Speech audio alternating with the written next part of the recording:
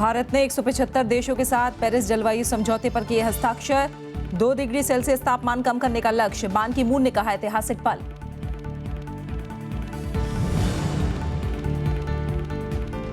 Uttarakhand high court में बागी कांग्रेस विधायकों की याचिका पर सुनवाई आज। प्रदेश में फिर लगा राष्ट्रपति शासन।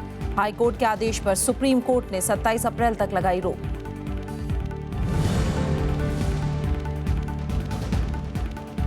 लोकसभा अध्यक्ष सुमित्रा महाजन ने रविवार को बुलाई सर्वदलीय बैठक। सदन को सुचारू रूप से चलाने पर होगी चर्चा। सोमवार से शुरू हो रहा है संसद का सत्र।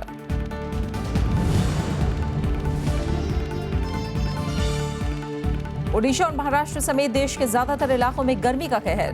तितलागढ़ में पारा 47 के पार। असम, अरुणाचल समेत पूर्वोत्तर राज्यों में बारिश से नदियों के जलस्तर में इजाफा। चीन के उइगर राजनेता डॉल्किन ईसा को भारत का वीजा। अगले हफ्ते धर्मशाला में होने वाले सम्मेलन का न्योता। चीन ने जताई कड़ी आपत्ति। और सबसे पहले बुलेटिन में बात करेंगे पेरिस जलवायु समझौते की। विश्व पृथ्वी दिवस के मौके पर भारत समेत 175 देशों ने संयुक्त राष्ट्र में ऐतिहासिक पेरिस जलवायु समझौते पर शुक्रवार को हस्ताक्षर कर दिए। इसके तहत ग्रीन हाउस गैसों के उत्सर्जन में कमी लाने के लिए तमाम विकसित और विकासशील देश मिलकर काम करेंगे।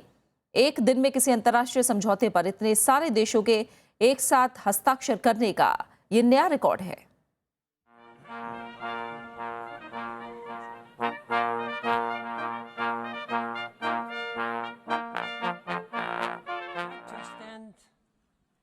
भारत की तरफ से पर्यावरण मंत्री प्रकाश जावड़ेकर ने इस ऐतिहासिक समझौते पर दस्तखत किए। उन्होंने कहा कि इस समझौते से गैस उत्सर्जन में कटौती पर देशों की गंभीरता की परख होगी। इस मौके पर संयुक्त राष्ट्र महासचिव बान की मून ने कहा कि यह ऐतिहासिक पल है और हम बेहतर भविष्य के लिए ये समझौता कर रहे हैं। We are in a race against time. I urge all countries to move quickly to join the agreement at the national level, so that the Paris Agreement can enter into force as early as possible. संयुक्त राष्ट्र जलवायु परिवर्तन समझौते के लागू होने के लिए कम से कम 55 देशों को अपने यहाँ इस समझौते को मंजूरी देनी होगी। इन देशों का वैश्विक उत्सर्जन कम से कम 55% होना जरूरी है। इसके बाद 30 दिन में ये समझौता लागू हो जाएगा। Looks forward to formally joining this agreement this year, and we call on all of our international partners to do so. इससे पहले 12 दिसंबर 2015 को पेरिस में भारत समेत 195 देश जलवायु परिवर्तन के खिलाफ साझा लड़ाई के लिए सहमत हुए थे।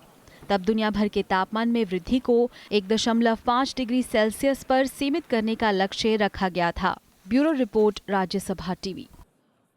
और अब बात उत्तराखंड की, जहां बीते 48 घंटों में हर पल घटनाक्रम बदलता रहा। गुरुवार को हाईकोर्ट ने राष्ट्रपति शासन हटाने का आदेश दिया, लेकिन राज्य में 24 घंटे के भीतर दोबारा राष्ट्रपति शासन लग गया। सुप्रीम कोर्ट ने उत्तराखंड हाईकोर्ट के फैसले पर 27 अप्रैल तक रोक लगा दी है। सुप्रीम कोर्ट ने केंद्र को राष्ट्रपति शासन नहीं हटाने का निर्देश भी दिया है। इस बीच हाईकोर्ट में 9 बागी कांग्रेस विधायकों की याचिका पर आज सुनवाई होगी। उत्तराखंड के राजनीतिक संकट में नया मोड़ आ गया है। सुप्रीम कोर्ट ने नैनीताल हाईकोर्ट के फैसले पर रोक लगा दी है। ये रोक 27 अप्रैल तक के लिए है। शीर्ष अदालत ने केंद्र सरकार को निर्देश दिया कि वो 27 अप्रैल तक राष्ट्रपति शासन नहीं हटाए। प्रेसिडेंशियल प्रोक्लेमेशन जो क्वाश कर दी गई थी, वो क्वाशिंग अब नहीं मानी जाएगी। वही पोजीशन चलेगी जो कल थी या परसों थी, नेमली गवर्नर वाली पोजीशन चलेगी। लेकिन कोर्ट ने उसके साथ एक राइडर और ऐड किया है कि सरकार प्रेसिडेंट रूल रिवोक नहीं करेगी 27 तारीख तक। शीर्ष अदालत ने 26 अप्रैल तक हाईकोर्ट का लिखित फैसला सभी पक्षों को देने को कहा है। इसकी प्रति सुप्रीम कोर्ट के सामने भी रखी जाएगी। अदालत ने हरीश रावत और मुख्य सचिव को नोटिस भी जारी किया है। सुप्रीम कोर्ट ने कहा कि ये फैसला दोनों पक्षों के हित में हुआ है, न कि मेरिट पर।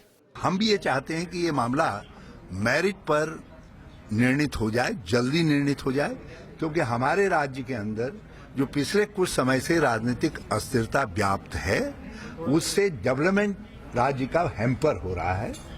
उत्तराखंड हाईकोर्ट ने गुरुवार को राष्ट्रपति शासन हटाने और कांग्रेस सरकार बहाल करने का आदेश दिया था। हाईकोर्ट ने 29 अप्रैल को शक्ति परीक्षण कराने का निर्देश भी दिया था। कांग्रेस के 9 बागी विधायकों ने भी सुप्रीम कोर्ट में याचिका देकर उन्हें शक्ति परीक्षण से अलग रखने के हाईकोर्ट के फैसले को चुनौती दी है। अरुणा ठाकुर, राज्यसभा टीवी, दिल्ली। और अब बात आगामी संसद सत्र की। लोकसभा अध्यक्ष सुमित्रा महाजन ने सदन की बैठक सुचारू रूप से चलाने के तौर तरीकों पर विचार के लिए रविवार को सभी दलों की बैठक बुलाई है। संसद का सत्र सोमवार से शुरू हो रहा है और 13 मई तक चलेगा। उत्तराखंड में राष्ट्रपति शासन लगाए जाने के खिलाफ कांग्रेस और वाम दलों की गोलबंदी और इस मुद्दे को सदन में उठाए जाने की संभावनाओं के बीच ये बैठक काफी महत्वपूर्ण मानी जा रही है। पिछले महीने उत्तराखंड में राष्ट्रपति शासन के बाद राज्य की वित्तीय जरूरतों को पूरा करने के लिए अवकाश पर चल रहे संसद के बजट सत्र का सत्रावसान किया गया था ताकि इस संबंध में अध्यादेश लाया जा सके।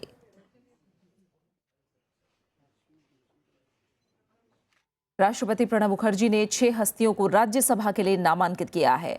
इनमें बीजेपी नेता सुब्रमण्यम स्वामी और नवजोत सिंह सिद्धू शामिल हैं। इसके अलावा पत्रकार स्वप्नदास गुप्ता, अर्थशास्त्री नरेंद्र जाधव, अभिनेता सुरेश गोपी और बॉक्सर मैरीकॉम को भी राज्यसभा के लिए मनोनीत किया गया है। और अब खबरें सूखे और जल संकट की।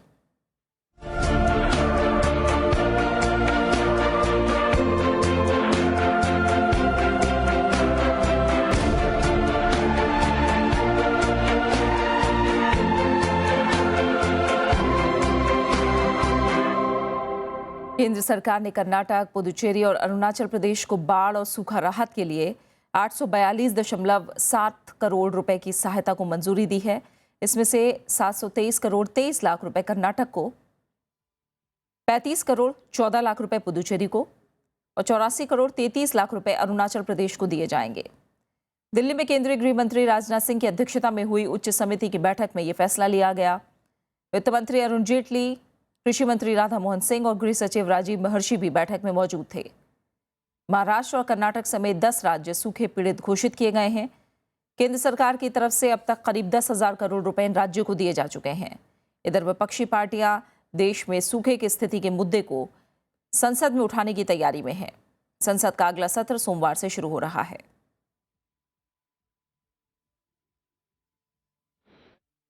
मराठवाड़ा में प्रशासन जल संकट से निपटने में काफी चुस्ती का दावा कर रहा है। करीब 3,000 टैंकर 8 जिलों की प्यास बुझाने में लगे हैं। बावजूद इसके लोगों को पानी के लिए खासी जद्दोजहद करनी पड़ रही है। हमारे संवाददाता अरविंद कुमार सिंह की खास रिपोर्ट। रात के 10 बजे हैं, लेकिन औरतें पानी की तलाश में चक्कर काट रही हैं। यह नजारा है बीड़ के अंबा जोगाई के संत कबीर नगर मोहल्ले का। मजदूरी कर जीवन यापन करने वाली ये औरतें मीलों का रास्ता तय करने को मजबूर हैं। इसी इलाके में मराठवाड़ा के दिग्गज नेता रहे गोपीनाथ मुंडे का घर है। टैंकर से पानी की आपूर्ति की जा रही है, लेकिन स्थानीय लोग इसके बंटवारे में भेदभाव का आरोप लगा रहे हैं। 1-2 किलोमीटर जाना पड़ता है पानी के वास्ते और दर घूमते हैं तो भी फिर हमको पानी कोई देता नहीं। हर एक घर को हम पहुंचते हैं पानी दो, लेकिन कोई एक घड़ा भर के नहीं देता है साफ पानी। वैसे तो मराठवाड़ा में प्रशासन ने जल संकट से निपटने के लिए कई तरह के इंतजाम किए हैं। टैंकरों से पानी की आपूर्ति हो रही है, लेकिन यह विशाल आबादी के लिए नाकाफ़ी है और यहाँ लोगों की दिनचर्या बदलने के साथ ही साथ खासतौर पर औरतों और बच्चों को भारी मुसीबतों का सामना करना पड़ रहा है। ऐसा नज़ारा केवल बीड़ का नहीं है, मराठवाड़ा के तमाम इलाकों में पानी ने गरीबों की दिनचर्या बदल दी है। सबसे बुरी हालत उन महिलाओं की है जिन्हें दिन भर कड़ी मजदूरी के बाद बूंद बूंद के लिए भारी मशक्कत करनी पड़ रही है। बच्चे भी स्कूल छोड़ लाइनों में लगने को विवश हैं और यही हालत बुजुर्गों की भी है। आज ये हमेशा यहाँ 8 दिन को, 10 दिन को, 11 दिन को एक बार ही टैंकर आता है ना। आता है तो गंदा पानी आता है। हम गरीबी लोग हैं।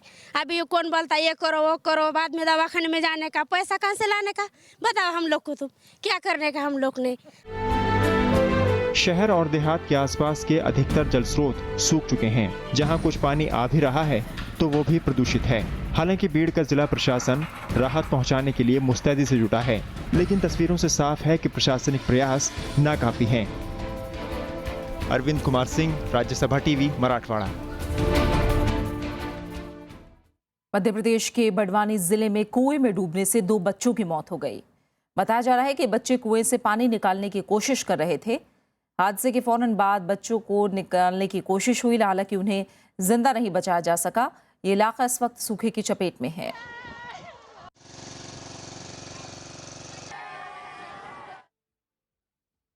ओडिशा में भीषण गर्मी से अब तक 72 लोग जान गंवा चुके हैं। राज्य के 30 में से आधे जिलों में इस समय जानलेवा लू चल रही है। कुछ जिलों में तापमान 45 डिग्री से ऊपर पहुंच गया है। तेतलागढ़ में कल पारा 47.5 डिग्री पहुंच गया।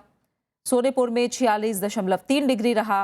वहीं बोलंगीर और सुंदरगढ़ में तापमान 46 डिग्री रहा। राज्य में अगले कुछ दिनों तक गर्म हवाओं से निजात मिलने की उम्मीद नहीं है। वहीं महाराष्ट्र के विदर्भ इलाके में भी जबरदस्त गर्मी पड़ रही है। आंध्र और तेलंगाना में भी गर्मी उफान पर है।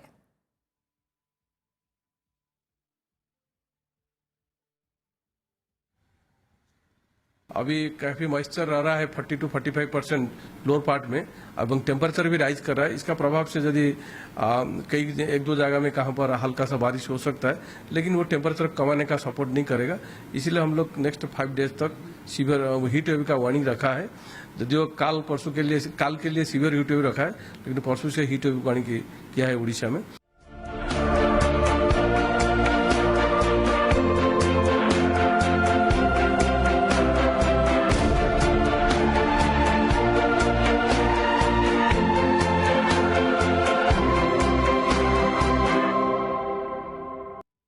कुछ और अहम खबरें। देश के ज्यादातर इलाकों में जहां गर्मी पड़ रही है, वहीं पूर्वोत्तर के ज्यादातर राज्यों में शुक्रवार आंधी के साथ बारिश की फुहारें पड़ी। दिल्ली में दिन भर तेज गर्मी के बाद शाम को धूल भरी आंधी चलने से तापमान में गिरावट दर्ज की गई। वहीं असम के जिलों में बारिश की वजह से नदियों का जलस्तर बढ़ गया है। इधर असम में भारी बारिश के बाद ब्रह्मपुत्र और उसकी सहायक नदियों का जलस्तर बढ़ गया है। पुथी नदी पर बना बांध बहने से करीब 35 गांव में पानी भर गया है। वहीं हिमाचल प्रदेश, उत्तराखंड, अरुणाचल प्रदेश और मिजोरम के पहाड़ी इलाकों में 8 मिलीमीटर तक बारिश हुई। केदारनाथ, बद्रीनाथ और हेमकुंड साहिब में बारिश के साथ बर्फबारी की खबर है। गोपेश्वर में बूंदाबांदी के साथ तेज हवाएं चलीं। हरियाणा, उत्तर प्रदेश और मध्य प्रदेश में कई जगह तेज हवाएं चलीं। कुछ जगह आंधी के बाद बारिश और हल्की फुहारें पड़ी।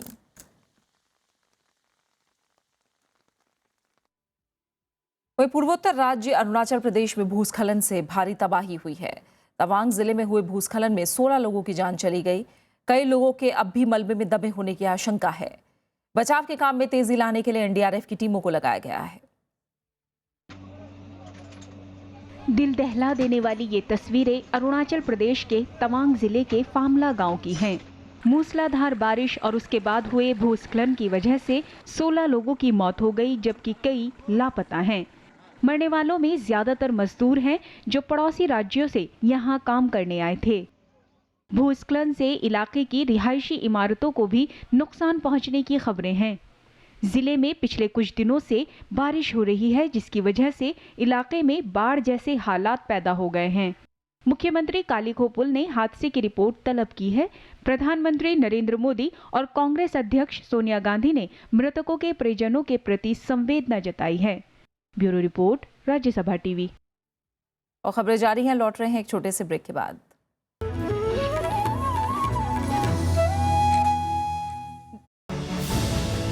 कलम गवाह है में इस बार मुलाकात वरिष्ठ पत्रकार और संपादक हरिजय सिंह के साथ।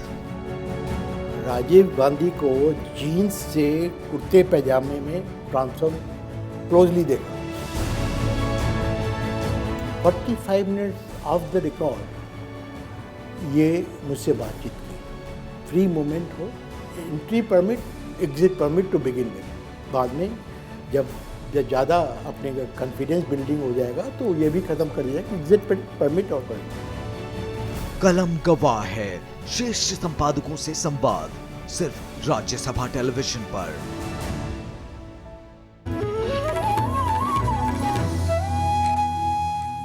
अब बात विधानसभा चुनाव की। दक्षिण भारत के 3 राज्यों तमिलनाडु, पुदुचेरी और केरल में शुक्रवार को अधिसूचना जारी होते ही नामांकन प्रक्रिया की शुरुआत हो गई। इस कड़ी में पहले 3 राज्यों से अलग अलग पार्टियों से कुल 122 उम्मीदवारों ने पर्चे दाखिल किए, जिनमें केरल के मंत्री तिरुवंचूर राधाकृष्णन, पूर्व वित्त मंत्री के.एम. मनी, बीजेपी के प्रदेश अध्यक्ष कुमानम राजशेखरन, कांग्रेस के वी मुरलीधरन, पद्मजा वेणुगोपाल, डीएमके के एस मुथुस्वामी जैसे बड़े चेहरे शुमार रहे। नामांकन भरने की आखिरी तारीख 29 अप्रैल है। लेकिन अगले सोमवार तक अवकाश की वजह से नामांकन नहीं भरे जा सकेंगे। 30 अप्रैल को नामांकन पत्रों की जांच होगी। नाम वापस लेने की आखिरी तारीख 2 मई है। तमिलनाडु की 234, केरल की 140 और पुदुचेरी की 30 विधानसभा सीटों पर 16 मई को मतदान होना है, जबकि तीनों राज्यों में वोटों की गिनती पश्चिम बंगाल और असम के साथ 19 मई को तय है।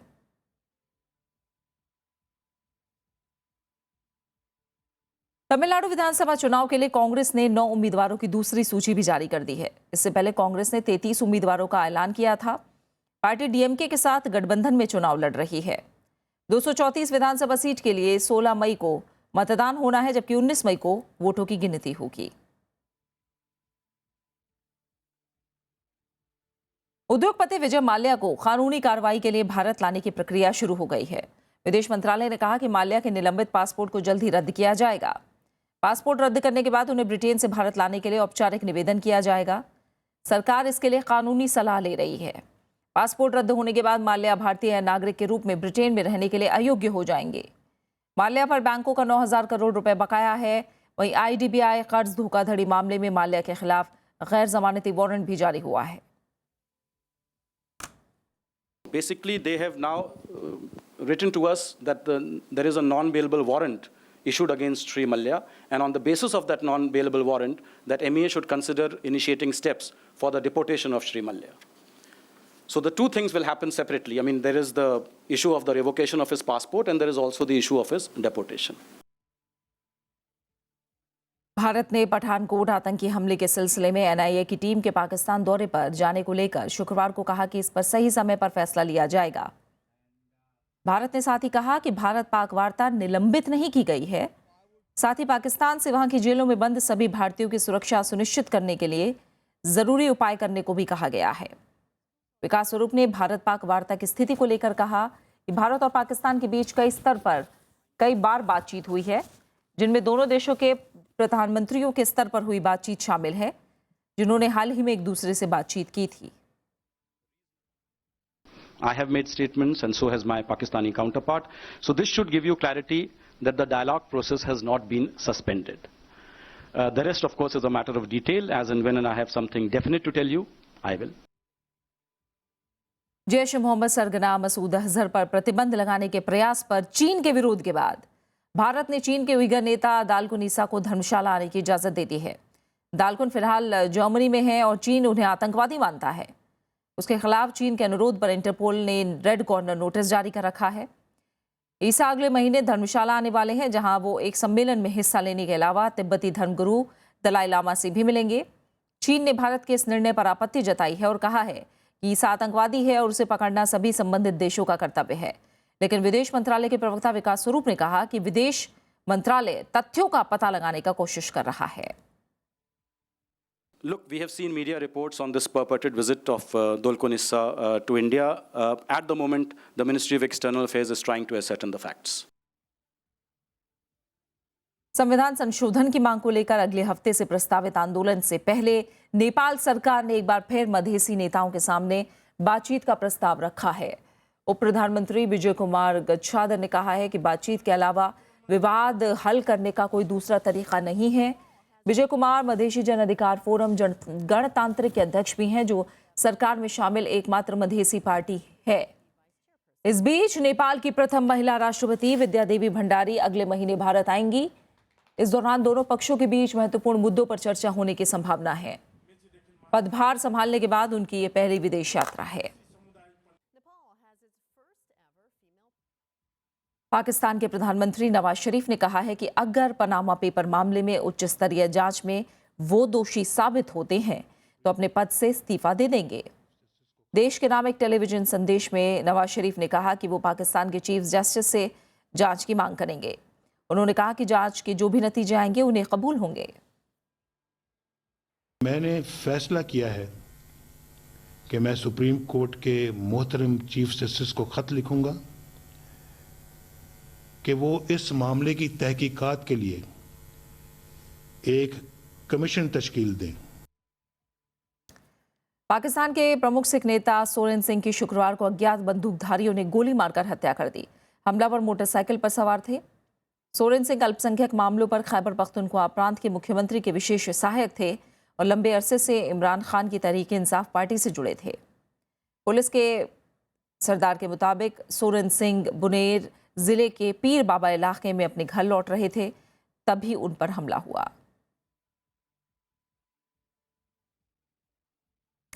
सीरिया के उत्तरी शहर अलेप्पो पर सरकारी सेनाओं के हमले जारी हैं। शुक्रवार को सीरियाई सेना के हवाई हमलों में कम से कम 25 लोग मारे गए, जबकि 40 से ज्यादा घायल हुए हैं। इस बीच राजधानी दमिश्क के नजदीक एक सरकारी विमान शुक्रवार को दुर्घटनाग्रस्त हो गया। इस्लामिक स्टेट ने दावा किया है कि इस विमान का पायलट उसके कब्जे में है। उधर जेनेवा में सीरिया शांति वार्ता दोबारा शुरू करने की कोशिशें जारी हैं।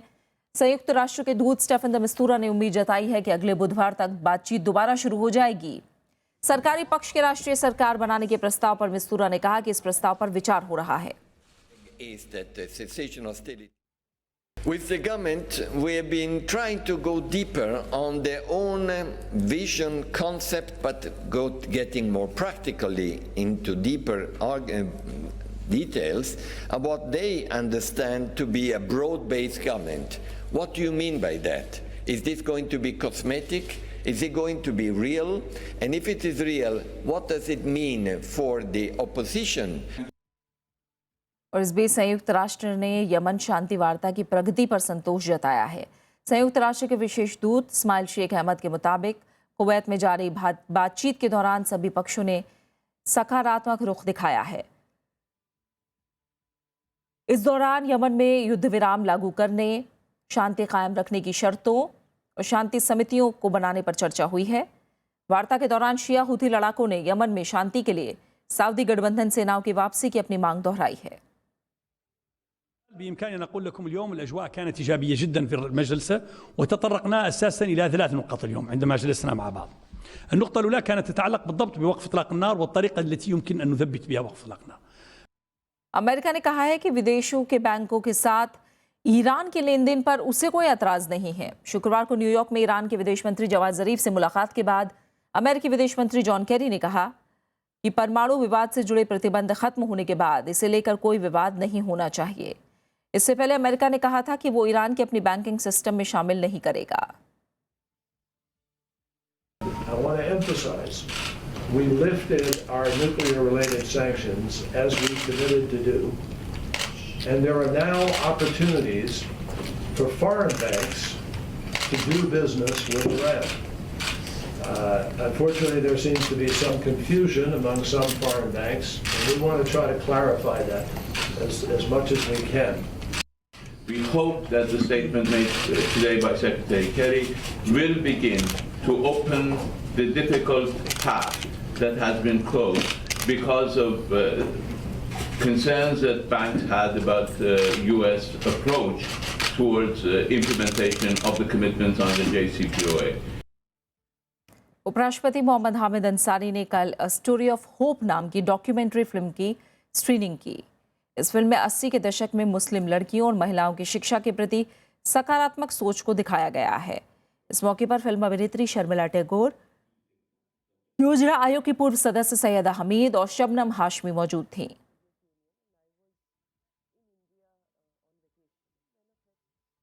गृहमंत्री राजनाथ सिंह ने कहा है कि योग को मजहब से जोड़कर नहीं देखना चाहिए। दिल्ली में हो रहे अंतर्राष्ट्रीय योग उत्सव के समापन समारोह में गृहमंत्री बोल रहे थे। दिल्ली के तालकटोरा स्टेडियम में 20 तारीख से चल रहे योग उत्सव में देश भर से आए योग गुरुओं ने हिस्सा लिया।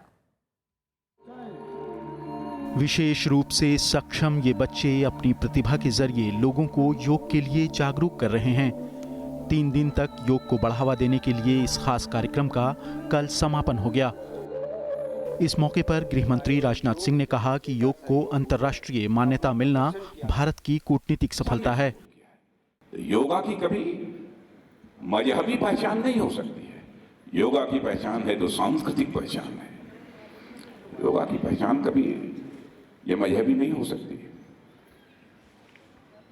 लेकिन कुछ लोग दिमाग चलता रहता है, वही सामंजस्य, संतुलन और समग्रता का अभाव है, इसलिए बातें बोलते रहते हैं।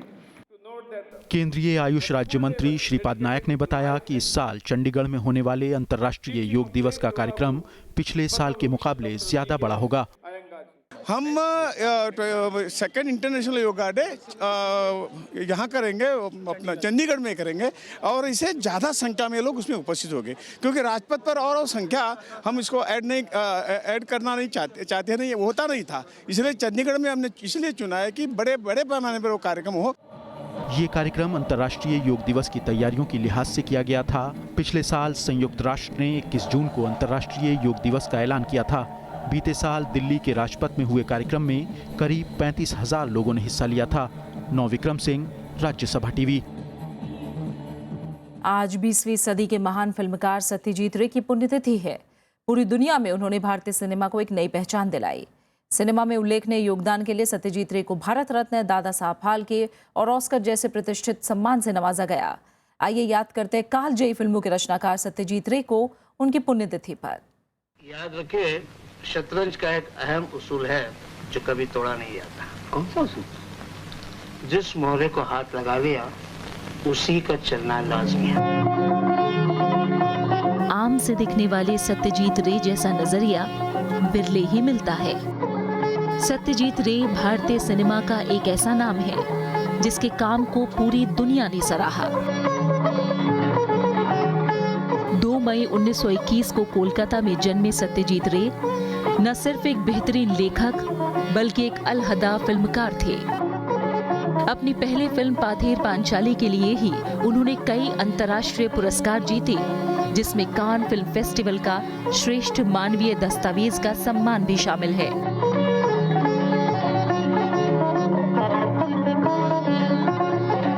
पाथेर पंचाली के लिए पत्नी के जेवर गिरवी रखे, तमाम संघर्ष सहे, लेकिन इस फिल्म की सफलता ने उनके सभी कष्ट दूर कर दिए।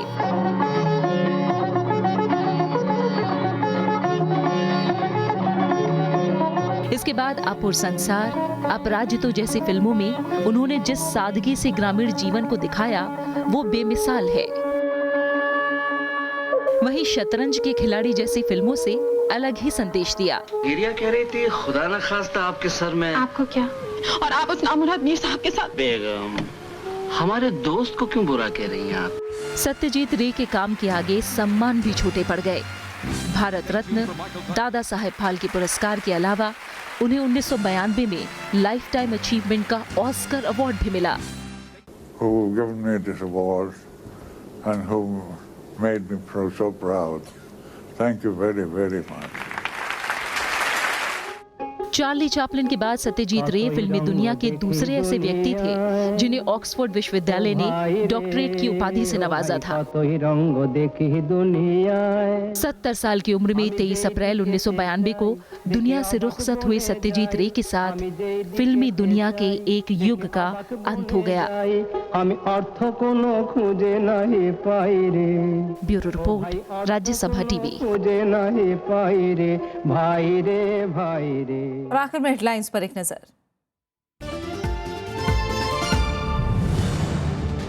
भारत ने 175 देशों के साथ पेरिस जलवायु समझौते पर किए हस्ताक्षर। 2 डिग्री सेल्सियस तापमान कम करने का लक्ष्य, बान की मून ने कहा ऐतिहासिक पल।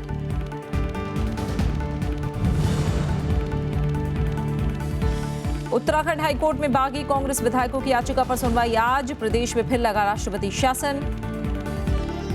हाईकोर्ट के आदेश पर सुप्रीम कोर्ट ने 27 अप्रैल तक लगाई रोक।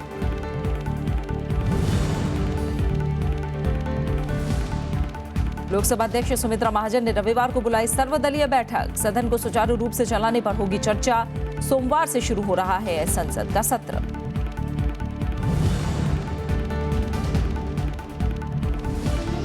ओडिशा और महाराष्ट्र समेत देश के ज्यादातर इलाकों में गर्मी का कहर। तितलागढ़ में पारा 47 के पार।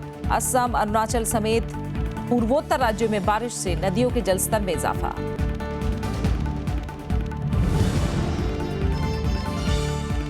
चीन के उइगर राजनेता डॉल्किन ईसा को भारत का वीजा। अगले हफ्ते धर्मशाला में होने वाले सम्मेलन का न्योता। चीन ने जताई कड़ी आपत्ति।